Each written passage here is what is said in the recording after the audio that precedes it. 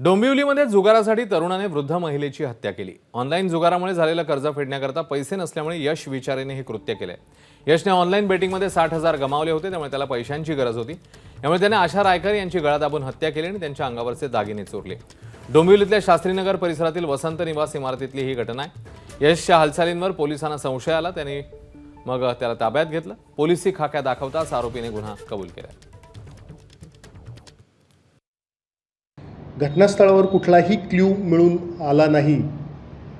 ज्या ठिकाणी हत्या केलेली होती त्या ठिकाणची जी इमारत होती, इमारतीमध्ये राहणाऱ्या आजूबाजूच्या लोकांकडे विचारपूस केल्यानंतर ही घटना दुपारची असल्यामुळे कोणी साक्षीदार त्या ठिकाणी मिळत नव्हता।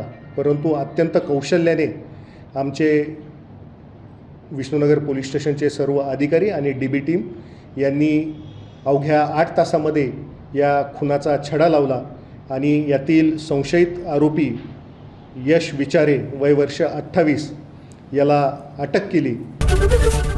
ABP माझा, उघडा डोळे बघा नीट।